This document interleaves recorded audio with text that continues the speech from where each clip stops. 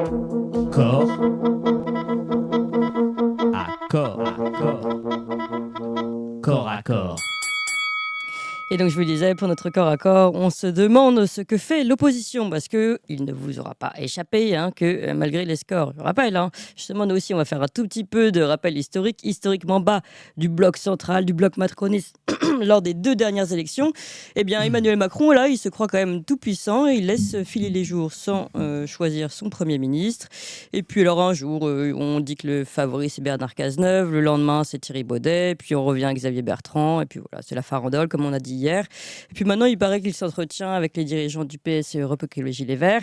Bref, ce qui est plus étonnant, c'est pas tant qu'Emmanuel Macron profite, on va dire, de ses pleins pouvoirs, c'est plutôt qu'on ne sente, qu'on n'entende pas vraiment l'opposition. Alors vous allez me dire, oui, LFI est passé à l'action, dépôt de la proposition de résolution qui vise à destituer le président de la République au nom de l'article 68 de la Constitution.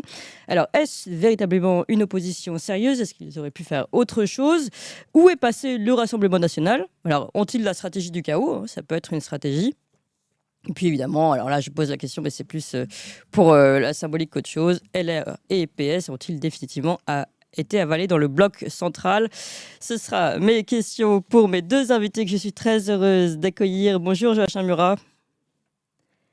Bonjour Clémence. Et merci beaucoup d'être avec nous. Prince de Pontecorvo, descendant direct du maréchal Murat, membre de l'Appel au peuple et expert dans les contrats gouvernementaux à l'international. Nous sommes également avec Georges Kizmanovic. Bonjour. Bonjour Clémence. Et merci beaucoup d'être avec nous, président du parti République Souveraine. Alors, eh bien, je voulais vous poser cette question sur les oppositions. Peut-être commencer par vous, Georges Kizmanovic. Vous les connaissez bien, LFI. Vous pensez que c'est sérieux? C'est une véritable opposition? On voit enfin quelqu'un passer à l'action? Ce qui est intéressant, c'est que vous venez de parler de la société du spectacle. Oui. Et donc, il faut éviter le spectacle pour comprendre ce qui se passe. Donc, la France insoumise agit pour exister en tant que force de gauche et se préparer à 2027 à l'élection présidentielle pour Jean-Luc Mélenchon. C'est ça qui se passe. C'est pas évidemment que la destitution ne peut pas passer parce qu'il faut 2/3 du Parlement, tout le monde le sait. Ils le savent parfaitement, ils sont plus stupides que les autres. Oui. Mais ils le font pour exister. Pourquoi? Parce que pardon, parenthèse en même temps, est-ce qu'on va leur reprocher de faire des actes parce qu'ils savent que c'est perdu d'avance? Dans ce cas-là, on ne fait plus rien dans la vie. Oui, mais ça leur sera reproché par des gens du PS, du LR, de la Macronie, ça leur sera pas reproché par leurs troupes. Donc là, ils fédèrent leurs troupes en préparation des élections à venir. Donc, c'est tout à fait classique. Mais il faut bien comprendre que ce soit l'AFI ou n'importe qui, personne n'avait de Premier ministre. Vous n'avez pas de majorité. Oui. Bon, déjà, c'est compliqué. Mais surtout... Mais vous avez un bâton merdeux, comme on dit. Les déficits sont délirants. Oui, mais c'est pas de la faute de Bruno Le Maire vient de découvrir un nouveau 16 milliards qu'il faut trouver. Ça sera compliqué. Juste avant la clôture de la loi des finances. Il se gargarise sur le fait que l'inflation aurait baissé, mais n'a pas baissé sur les prix de tous les jours des Français. Tout le monde le voit. Là, la rentrée, c'était flagrant quand on fait les achats de fournitures scolaires ou qu'on fait le premier caddie pour la rentrée du mois de septembre de famille. Le chômage réel est à 16%. Enfin, rien ne va. On a des déficits de la balance commerciale extérieure qui va casser à nouveau tous les records. Donc, vous ne pouvez pas gouverner. En plus, vous avez la Commission européenne qui est sur votre dos, qui vous dit « Oh là là là, vous avez dépassé les critères de Maastricht, c'est pas bien. Il va falloir vraiment faire un budget d'austérité. » Donc, ceux qui vont être celui ou celle qui va être Premier ministre va être détesté à vie, ainsi que son parti. Parce que dit comme ça. Voilà, donc personne ne veut en être. D'où le cirque.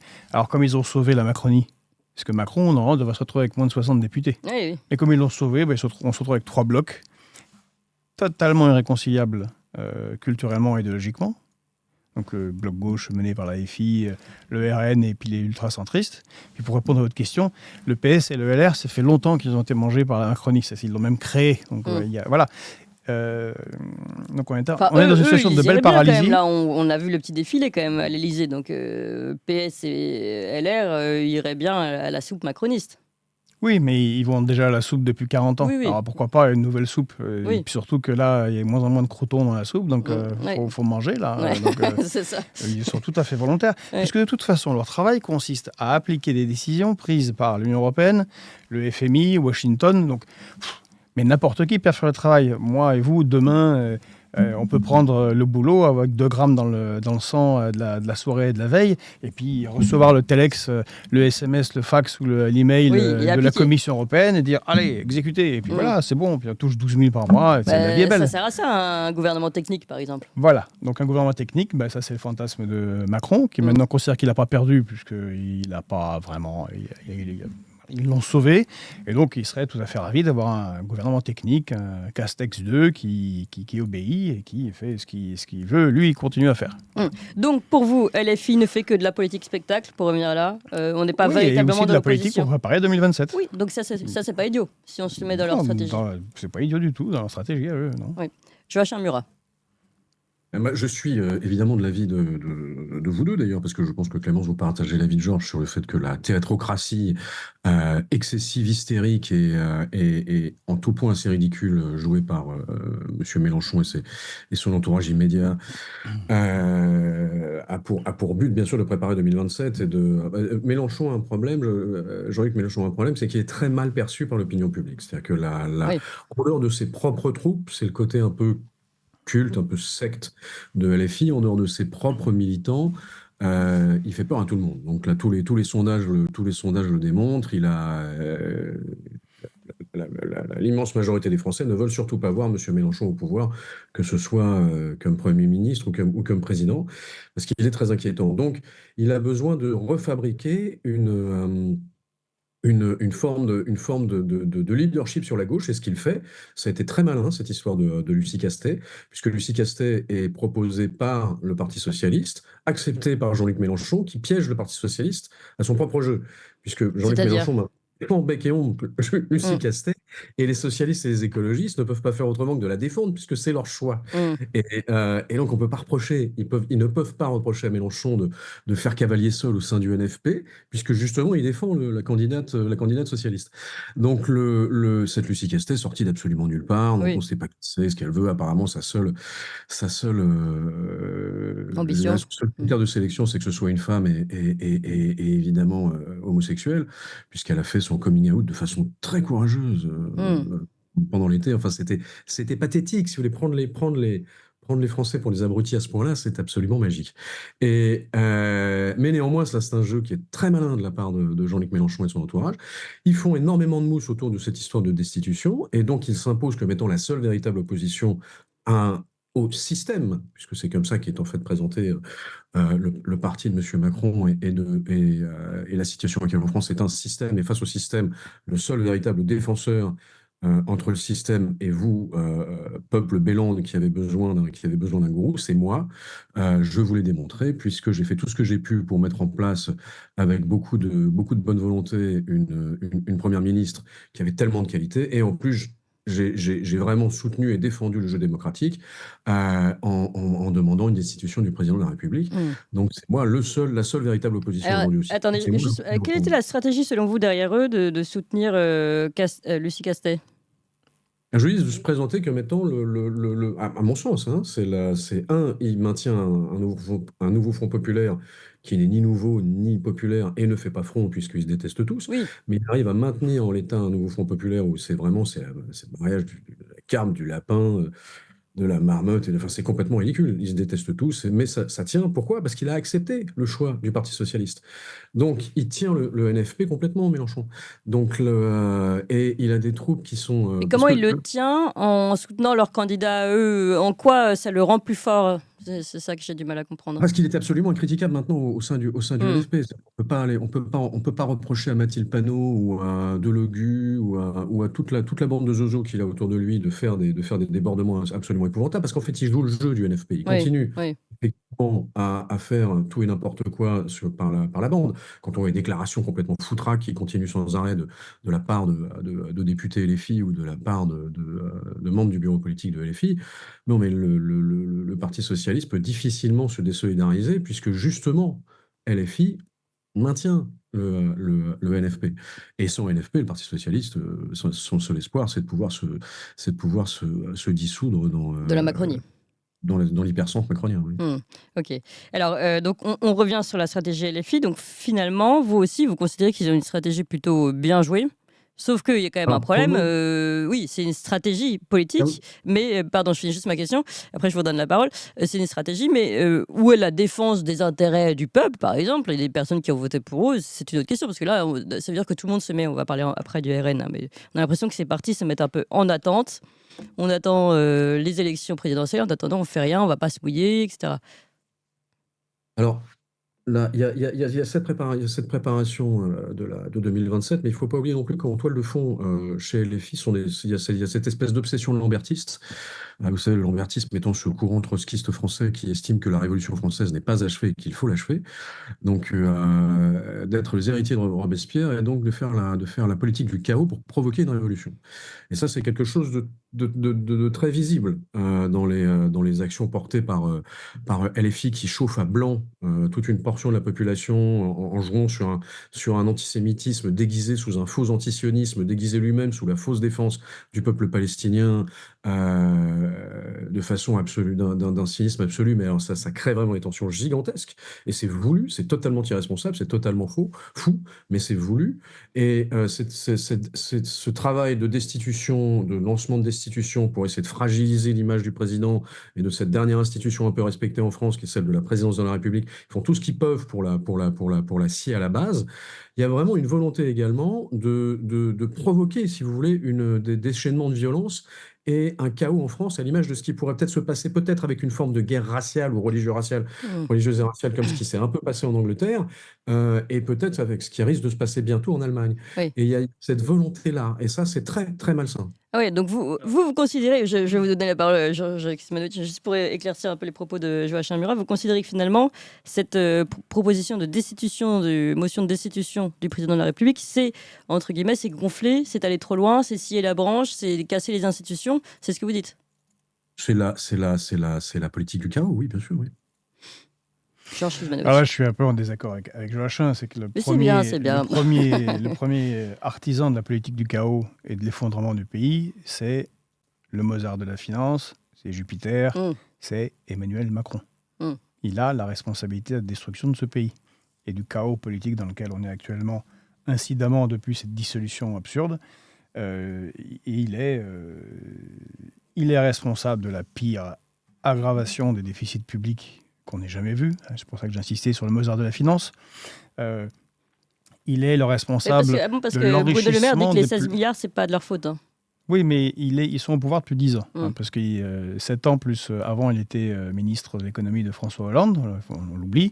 Et puis avant, il était un des premiers conseillers de François Hollande à l'Élysée. Donc bon, plus de 10 ans au pouvoir. Monsieur Bruno Le Maire, ça fait 7 ans qu'il est ministre de l'économie. Donc oui, il est responsable. Mais c'est le problème de la classe politique et qui, malheureusement, irradie négativement le reste de la société. Il n'y a plus de responsabilité. On n'a plus de Gaulle.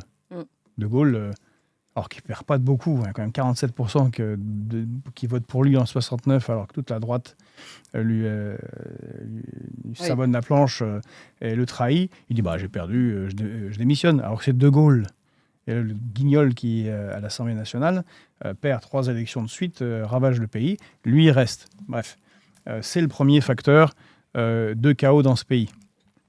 C'est le premier qui dégrade l'institution présidentielle. Alors, je suis d'accord avec Joachim sur ce que font les autres, mais alors qu'il est quasiment dans une situation de cohabitation, normalement, il devrait prendre en charge exclusivement ou surtout la défense et l'international. Or, qu'est-ce qu'il a fait encore de destruction de l'État après avoir sabordé le corps diplomatique français? Pour la première fois depuis plus de 35 ans, il n'a pas fait la réunion avec les ambassadeurs, la réunion du mois d'août que fait le président et qui met qui dit la ligne géopolitique de la France pour l'avenir. Ouais. C'est son boulot. Ouais. Il dit, non, je vais faire du jet ski à Brégançon à la place. C'est hallucinant. Ouais, c'est vrai que Il ne donne pas de envoyé. directive. Enfin si, le signal envoyé, c'est je reçois des fax de Washington, ils me disent d'arrêter Dourov, j'arrête Dourov, ils me disent d'envoyer tant de milliards en Ukraine, j'envoie tant de milliards en Ukraine, ils me disent de faire ceci là, de faire ceci dans ce pays, je m'exécute, de toute façon, c'est ce qu'il a toujours été depuis qu'il est président, depuis 2017. Donc le premier facteur de chaos, c'est Emmanuel Macron. Voilà. Si vous avez moins 10% sur vos achats et que vous comparez à il y a 3 ans, eh ben, c'est sa faute. Et la faute d'Emmanuel Macron, de Bruno Le Maire et de toute leur clique et de personne d'autre. Maintenant, là-dessus, la France insoumise joue évidemment son jeu. Mais en tirant un peu, mais certes de mauvaise foi, mais ils jouent le jeu aussi des institutions. Bah oui, c'est les Ils ne font que institutions. 27%, ils disent on a gagné, on a gagné. Bon, ok. Mais formellement, tant que le NFP ne s'effondre pas, mais alors que Joachim a raison, c'est ni nouveau, ni un front, ni populaire. Mais ils se maintiennent, ils ont trouvé une candidate qui permet de mettre de la glu entre des trucs qui ne tient pas très très bien, mais qui tient quand même. Donc formellement, ils ont gagné l'élection législative. Donc normalement, vu qu'ils ont trouvé une candidate, le président devrait la nommer. Peu importe qu'elle se fracasse au premier obstacle à l'Assemblée nationale. Oui. Mais il ne le fait pas. Donc lui aussi, il est quand même agent et très largement du chaos. Voilà. Donc, et puis il nous montre quelque chose. C'est que la France est tellement effondrée qu'il n'y a pas besoin de gouvernement. Oui, ça, on c'est est vrai comme, que on est, enfin, pas effondré au sens effondré politiquement, ça n'a plus besoin de dirigeants. C'est un peu ennuyeux parce qu'ils font partie du spectacle. Oui. Donc ils montrent que ce spectacle-là n'est pas tellement nécessaire comme c'était le cas en Belgique pendant 18 mois. Parce que de toute façon, c'est dirigé par des hauts fonctionnaires qui sont assis à Bruxelles ou que Washington décide de la géopolitique. Donc, qui est Castex, qui est Madame Casse-Tête, qui est machin ou truc ou Vauquier ou Bertrand, tout ça ne change absolument rien. Ou un autre. Donc Macron, comprenant cela, et comme il n'y a pas d'autre moyen d'agir sur lui, il joue ce jeu. Voilà. Les chefs d'orchestre du spectacle. Pourquoi il joue la monstre là? Pourquoi il ne choisit pas un Baudet qui de toute façon ne va pas lui poser beaucoup de problèmes? Parce que s'il choisit un Baudet, on va arriver dans la discussion que j'ai évoquée au début et qui est la discussion difficile. C'est que quand même, il va falloir qu'il présente un budget. Parce que c'est le sujet. Là, donc on a déjà 2 mois de retard dans la préparation du budget. On est dans une situation jamais vue. Et ce que je disais depuis le début, on en avait beaucoup parlé avec Joachim, une des raisons pour lesquelles il fait tout ça, c'est qu'ils ne veulent pas que la lumière soit portée sur l'état réel des finances. Oui. Et je pense qu'il va bien falloir y aller à un moment donné. Oui, mais demain c'est mieux. Voilà. Buvons tant qu'on peut, après moi le déluge. Mais là, il y a une situation où on a une sorte d'effeuillage, parce qu'il aime bien les romans un peu érotiques, Bruno Le Maire. Oui. Il fait un effeuillage de « Ah là, il faudrait faire 10 milliards, là, il faudrait faire 20 milliards, là, il faudrait 16 milliards. Oui, et bientôt, il verra que le roi est nu. Et ils n'ont pas envie de trouver que le roi est nu trop vite. D'accord, ok. Alors, Joachim Murat, à ce sujet, vous confirmez cette stratégie macronienne? J'ai évidemment la même analyse que Georges, c'est que l'exercice budgétaire qui devait avoir lieu depuis déjà un certain temps est un cauchemar, puisque on est à la veille d'être mis sous perfusion du FMI, en fait, si on ouvrait vraiment les livres de compte. Donc personne ne veut voir ça en face. Il y a une chose qui est intéressante tout de même, c'est que M. Macron continue à surfer sur la réussite incontestable des Jeux Olympiques de Paris. Donc je trouve que là-dessus, ça c'est un point de vue qui m'est personnel, mais je pense qu'il est assez largement partagé, il a tout de même resolidifié un petit peu son image présidentielle, et que le chaos institutionnel que lui-même a provoqué, et que lui-même dénonce, en fait, consolide également son image présidentielle. Parce qu'au milieu de tout ça, la seule figure qui ressort, c'est la figure du président. Donc, que la France fonctionne uniquement avec des fonctionnaires et avec l'énarchie aujourd'hui, oui, mais enfin, elle le fait depuis déjà une bonne vingtaine d'années, de plus en plus, malheureusement, et c'est de pire en pire. Et il ne faut surtout pas que cette idée-là s'installe. Pourtant, effectivement, ce gouvernement technocratique avec une France qui fonctionnerait uniquement avec l'énarchie est une vraie volonté de l'hypercentre, c'est-à-dire du pouvoir en place, mise en place par M. Emmanuel Macron depuis un certain temps. Et ça, c'est vraiment pas souhaitable, parce que il nous faut des politiques au pouvoir. C'est absolument vital. La France fait face à des défis qui sont tels que ce ne sont pas des gestionnaires spécialistes de tableaux Excel et de fabrication de documents de synthèse et de petites notes qui peuvent nous sortir du problème massif économique, du problème massif de l'effondrement du pouvoir d'achat, du problème massif de la sécurité, de l'immigration, des enjeux liés à l'islamisation galopante, de ce qui est en train de se mettre en place en termes de risques de chaos social et de micro-guerres civiles Mmh. dans certains endroits de ce pays. Ce ne sont pas des hauts fonctionnaires qui peuvent prendre des décisions qui nous Certes. permettraient de sortir de tout ça, ce sont des politiques. Donc aujourd'hui, l'absence de politique est absolument dramatique. Et il nous faut impérativement une politique. Ceux qui nous sont proposés, très honnêtement, sont parfaitement transparents. Ce monsieur Baudet, cette madame Castex, bon, personne ne suivra ces gens-là, personne ne sortira de la tranchée pour les suivre sur le front, justement. Oui, mais ce Donc, sont justement ça des ne transparents fonctionne que pas. cherche Il nous faut Emmanuel des Macron. vraies personnalités. Oui. Quand on entend des Cazeneuve et des Xavier Bertrand, bon là, on est sur quelque chose qui a plus d'épaisseur quand même. Donc, mais il nous faut à mon humble avis, il faut un Premier ministre qui soit une force politique réelle, qui soit un personnage politique réel, qui ait une épaisseur politique réelle. Alors, ce que ne souhaite pas le président Macron, puisqu'il est l'hyper-Premier ministre depuis le début. Donc, évidemment, il ne veut pas un personnage avec une grande voilure. C'est un exercice très compliqué dans lequel la présidence Macron nous a mis avec la dissolution. Mais de fait, on ne peut que constater que tout ce qui est très compliqué, je dirais, va très bien à Emmanuel Macron. Il s'en sort très bien dans l'immense complication de la situation actuelle. C'est là où j'en reviens au rôle des oppositions. J'aimerais bien qu'on s'intéresse un petit peu. Vous vouliez dire peut-être autre chose avant, Georges Climeret, Non, mais qu'on s'intéresse un petit peu au Rassemblement national. Parce que là, on a une grande absence, ou une grande stratégie, on peut appeler ça comme on veut. Pas. Ouais. Moi, je pense que le Rassemblement national est ravi de ne pas avoir gagné les législatives. Mmh. D'abord parce qu'il peut continuer à se victimiser. Ils auraient sûrement préféré avoir 170, 180 députés, donc un peu plus de députés. Mais surtout ne pas se retrouver dans la situation de devoir gérer, excusez le terme, Ils ont quand même vraiment préparé. À un moment donné, je ne crois pas qu'ils aient menti, qu'ils ont commencé à faire toutes les concessions du monde pour pouvoir avoir un Premier ministre. Là, on sentait qu'ils y croyaient, non ? Peut-être qu'après coup, ils se sont dit finalement, c'est pas si mal. Ils participent au spectacle également. Ouais. Et je pense qu'ils sont contents de ne pas se retrouver avec les clés du camion dans un contexte absolument catastrophique. Oui, mais alors que peut faire une opposition à part regarder le camion foncer vers le mur ? Mais je crois que... Alors nous faisons partie de l'opposition également, du camp souverainiste, moi-même et Joachim. Ce qui se joue là maintenant, c'est qu'on est dans une situation chaotique. Et donc, qui dit situation chaotique, dit thérapie de choc. Et c'est ce qui se prépare.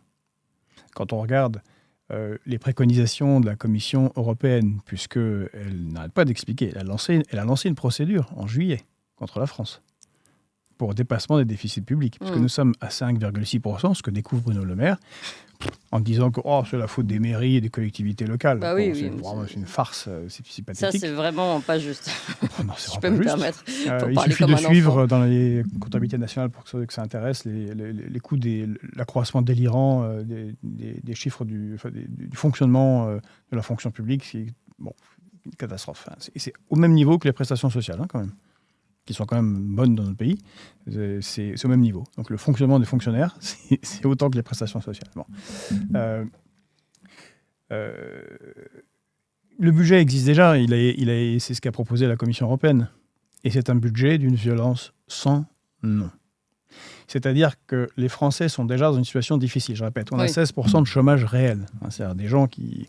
Je parle des catégories A. C'est A, B, C et D, les 4.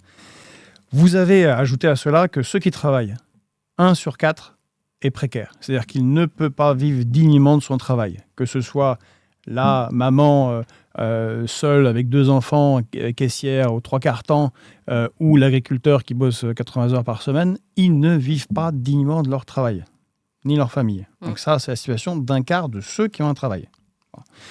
Là, les classes moyennes se précarisent. Et on commence à s'inquiéter, enfin, pas que commence, sont sûres et certaines que ça va être beaucoup plus difficile pour leurs enfants que pour eux. Oui. Depuis 26 mois, plus de 2 ans, l'activité économique se réduit dans le pays. Ça n'est jamais arrivé. Oui. Record de faillite. Record de faillite au mois de juillet. Et vous avez sûrement vu l'information ce matin. Comme tous les ans, l'état de l'hôpital public s'est encore dégradé dans 4 hôpitaux sur 10. Bref, je peux continuer comme ça à l'infini, ou quasiment à l'infini. Ça ne va pas. Donc ça va être dur pour les Français. Et bien là, c'est ce qui s'est passé en Grèce, mais à une échelle beaucoup plus importante. Et je pense que Macron prépare cela. Avec ses amis du FMI, des grandes banques, des grandes institutions internationales. Macron prépare le chaos, finalement. Le chaos, il l'a mis en place. Oui. Il prépare la thérapie de choc. Et c'est quoi la stratégie ? La thérapie de choc, c'est imposer un budget soit... Sous tutelle. Donc, il prépare la mise en tutelle. Non, mais ça peut être la tutelle, ça peut être un gouvernement in fine totalement et tout le monde est exsangue, un gouvernement technique avec quelqu'un qui va prendre tous les coups et qui va imposer un budget d'austérité sévère.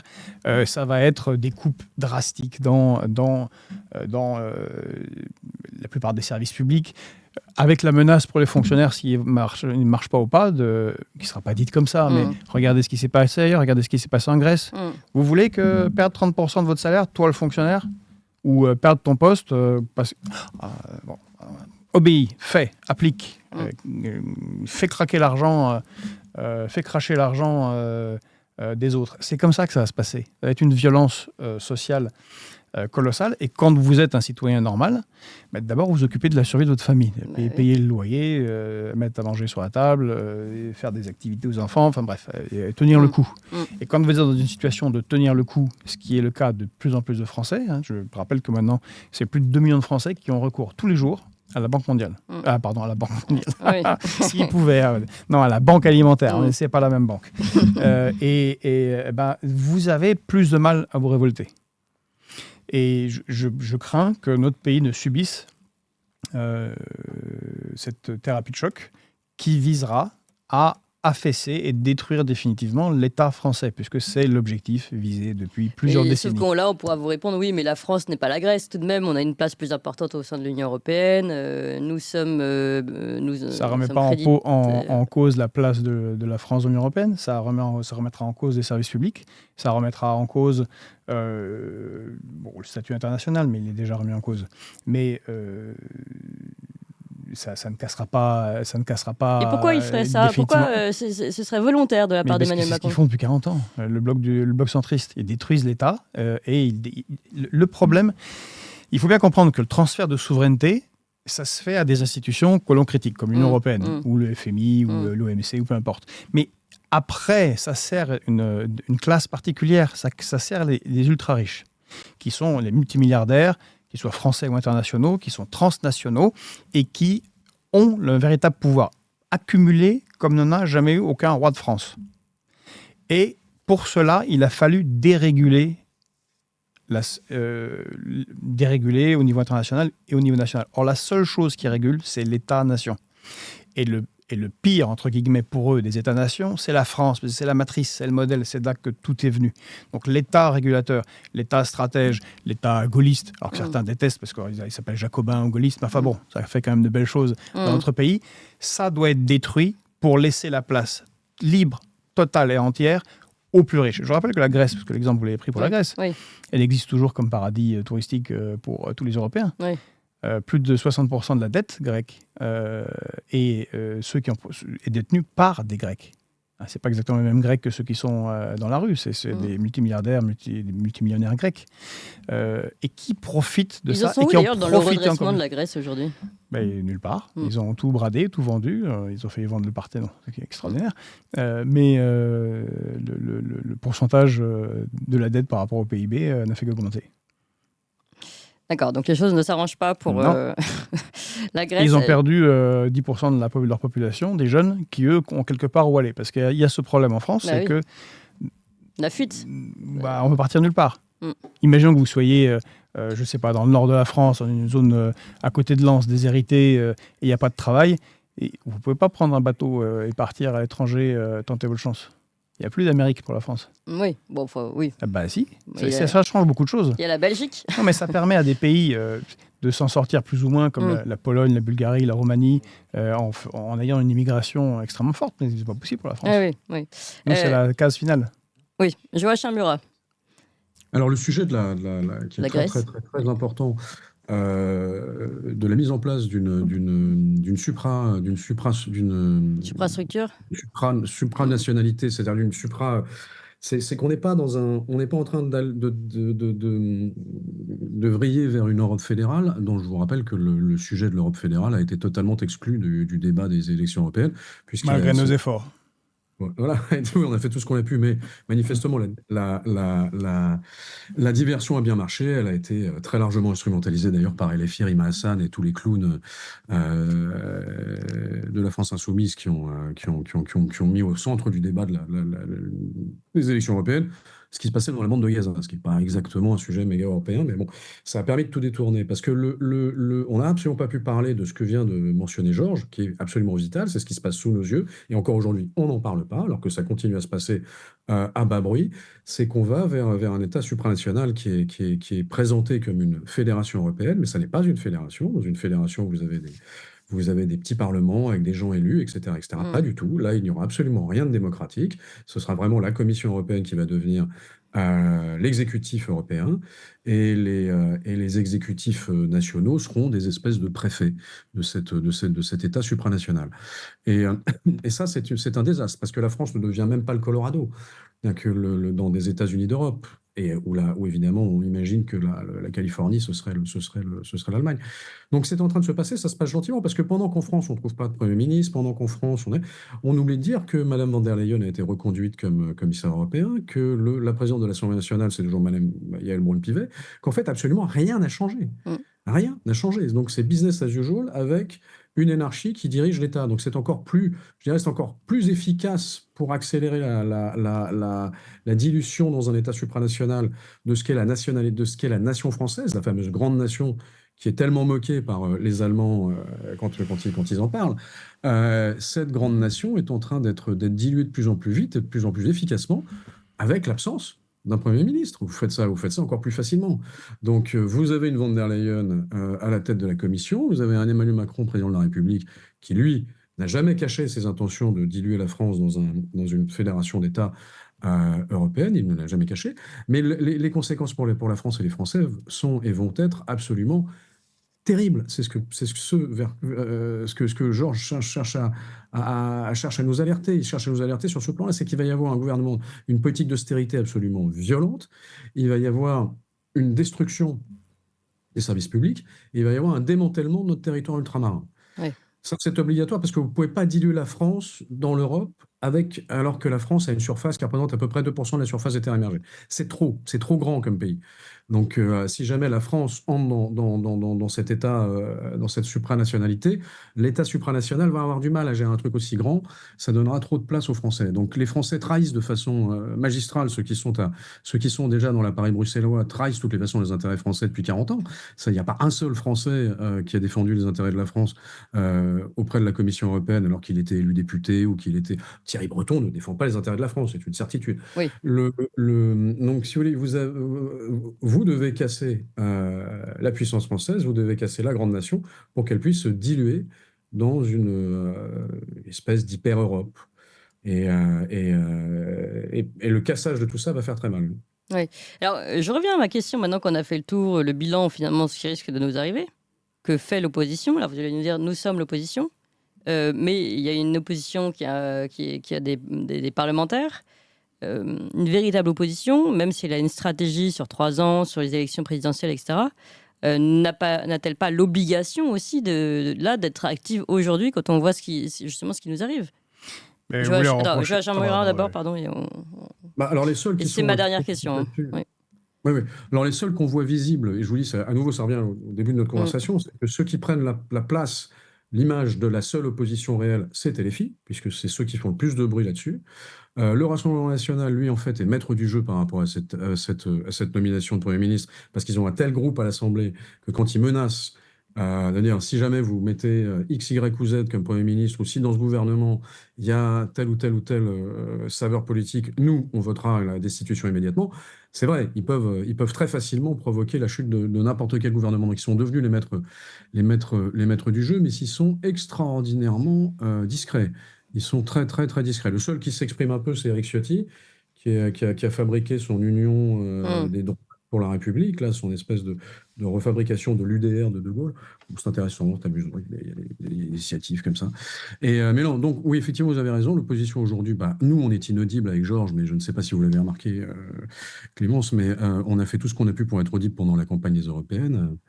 C'est impossible, si vous voulez. Vous êtes dans un système de communication qui fait que non, les souverainistes n'auront pas et n'auront jamais la parole. Ça, on ne l'a pas et on a beaucoup de mal à la prendre parce qu'on simplement on ne la donne pas. Oui. Et quand on cherche à la prendre, on est invité sur aucun plateau télé. Si vous n'êtes pas vu à la télé aujourd'hui, vous n'existez pas. Oui. On va mettre Louis Sarkozy. C'est pour ça qu'on est content d'être ici. Sarkozy sur LCI. Et nous, on est très contents de vous recevoir. Sur la pub des États-Unis. Le mec va nous expliquer que l'Amérique, c'est l'avenir et qu'il faut qu'on soit tous américains. Regardez, moi, Loulou, le prince Louis, Louis Sarkozy Attias, je vais vous expliquer ce que c'est qu'être américain. Alors lui, d'un seul coup, il arrive, boum, voilà, ça c'est génial. Mais non, les souverainistes, eux, n'auront jamais la parole. Pour le moment. Georges Kizimanovic, le mot de la fin. Mais vous me posiez la question pour le Rassemblement national. Ils font la même tactique qu'ils ont fait depuis 2022. Ils se présentent comme étant sérieux et ils laissent les autres s'épuiser. Et comme l'a rappelé Joachim, en dehors du socle de base de la FI, Mélenchon inquiète, la FI inquiète. Et j'ai eu la chance de partir en vacances, moi, avec ma famille. Et on était entre autres dans l'Aude, dans le Gard. Là, ils s'activent localement. Ah, oui. Vous avez des députés qui font la tournée des fermes, des gens, ils discutent avec les gens. Donc c'est une activité beaucoup plus camouflée, on va dire. Camouflée, de terrain, qui leur ressemble. Et vu le contexte, vu qu'ils ne peuvent rien faire concrètement, ils ne peuvent pas plus faire que la France insoumise. En fait, ils ont que 143 députés, mais enfin bon, c'est déjà pas mal. Mais ils menacent, comme l'a expliqué Joachim, de casser tout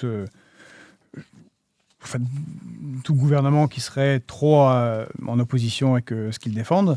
Le problème, c'est que préparant 2027, c'est que font-ils s'ils gagnent cette fois en 2027 ? Oui. Or, rien dans leur programme n'indique une véritable rupture. Et quand on regarde leurs amis en Italie, Salvini et Meloni. Et quand on a vu les dernières annonces aussi, qu'ils ont quand même toutes des concessions faites pour pouvoir être au gouvernement, oui, c'est sûr, ça envoyait des signaux plus que conciliants, pour être gentil. Donc la question est de se préparer, selon moi, politiquement. Alors, ça veut dire ne pas nécessairement exister, pour ceux qui sont dans l'opposition, exister médiatiquement dans le spectacle médiatique dont vous parliez tout à l'heure, mais c'est de se préparer à cette thérapie de choc qui va frapper la France et préparer l'après.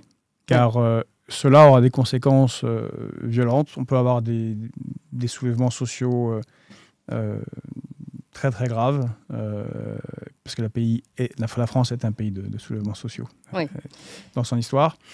Et il faudra nettoyer après les écuries d'Augias et repenser quelque chose d'autre dans un contexte difficile. Mais peut-être faut-il enfin, pour que la France renaisse, passer par le chaos, toucher le fond de la piscine pour rebondir. C'est aussi ce que dit Charles Gave d'ailleurs. Vous êtes d'accord sur ce point-là. Merci beaucoup Georges Kizimanovic, je rappelle président du Parti République Souveraine. Merci à vous Joachim Murat, prince de Pontecorvo, descendant du maréchal Murat, membre de l'appel au peuple et expert dans les contrats gouvernementaux à l'international. Merci beaucoup à tous les deux.